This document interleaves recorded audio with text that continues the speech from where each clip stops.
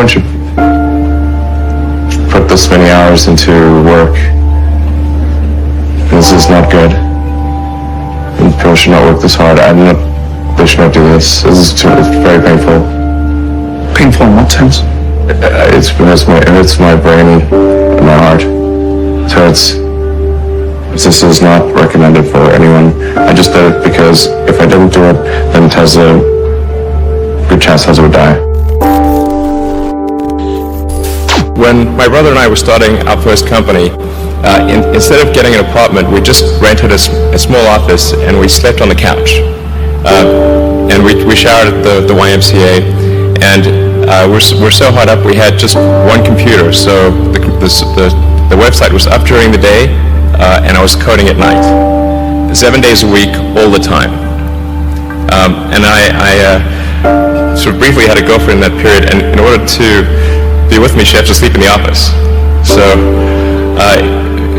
work hard, like every waking hour. That's the thing I would say, particularly if you're starting a company. And I mean, if you do simple math, you say like, okay, if somebody else is working 50 hours and you're working 100, you'll get twice as much done in the course of a year as the other company. I mean, Tesla really faced a severe threat of death due to the Model 3 production ramp. Essentially, the company was bleeding money like crazy, and just if we didn't solve these problems in a very short period of time, we would die. And it was extremely difficult to solve them. How close to death did you come? Within single-digit weeks. 22 hours a day, or what? How many hours? I was working 7 days a week, sleeping in the factory. I worked in the paint shop, general assembly, body shop. Do you ever worry about yourself imploding, like it's just too much? Absolutely. If you're creating a company or if you're joining a company, the most important thing is to attract great people. So either join a group that's amazing, that you really respect, or if you're building a company, you've got to gather great people. I mean, all a company is a group of people that have gathered together to create a product or service. And so depending upon how talented and hardworking that group is, and the degree to which they are focused cohesively in a good direction, that will determine the success of the company. So do everything you can to gather great people if you're creating a company. It's good to think in terms of the physics approach or first principles, which is, rather than reasoning by analogy, you boil things down to the most fundamental truths you can imagine, and you reason up from there. And this is a good way to figure out if something really makes sense, or if it's just what everybody else is doing. It's hard to think that way. You can't think that way about everything. It takes a lot of effort. But if you're trying to do something new, it's the best way to think. And that framework was developed by physicists to figure out counterintuitive things like quantum mechanics. So it's really a powerful method. You have to apply a lot of hours to actually working. So the way I generally do it is I'll be working at SpaceX on Monday, and then Monday night fly to the Bay Area,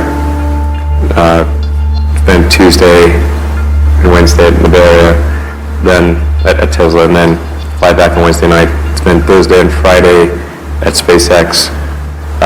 In the last several months, then I would fly back here on a Saturday and either spend Saturday and Sunday at Tesla or spend Saturday at Tesla and Sunday at SpaceX.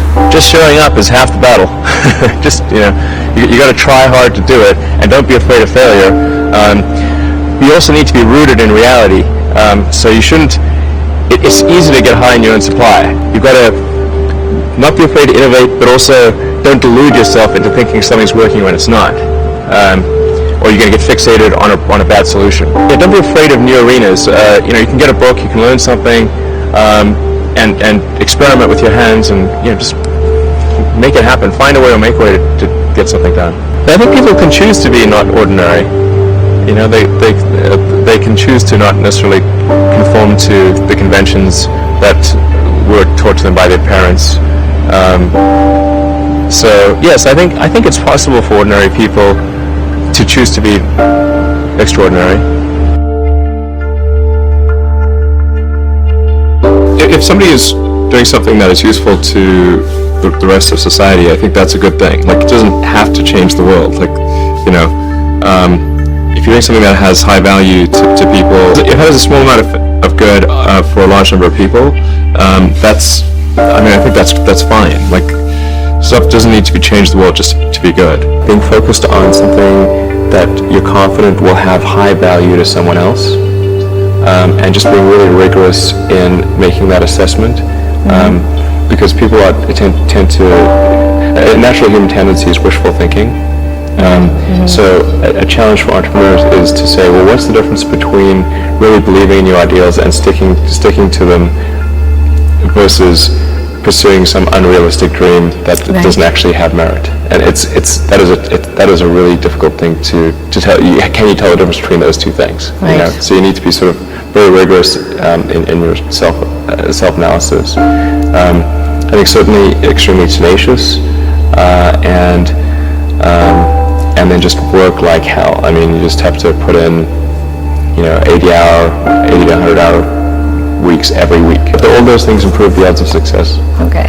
I mean, if other people are putting in 40-hour work weeks and you're putting in 100-hour work weeks, then even if you're doing the same thing, you know that in 1 year you will achieve what they achieve. You will achieve in 4 months what it takes them a year to achieve. You construct this like there's this great holy grail potential in the future. You have to stay grounded in the short term. So because if you don't do things that pay the bills, you're not going to achieve the ultimate long-term objective. But it's nice to have that sort of holy grail long-term potential out there as an inspiration for coming to work. It's really a mindset. You have to decide, we're going to try to do things differently, well, provided that they're better. You shouldn't do things differently just because they're different. They need to be different and better. But I think you just have to sort of decide, let's think beyond the normal stuff and have an environment where that sort of thinking is encouraged and rewarded, and where it's okay to fail as well. Because when you try new things, you try this idea, that idea, well, a large number of them are not going to work. And that has to be okay. If every time somebody comes up with an idea it has to be successful, you're not going to get people coming up with ideas. You had that third failure in a row. Did you think, I need to pack this in? Really? Why not? I don't ever give up. I mean, I'd have to be dead or completely incapacitated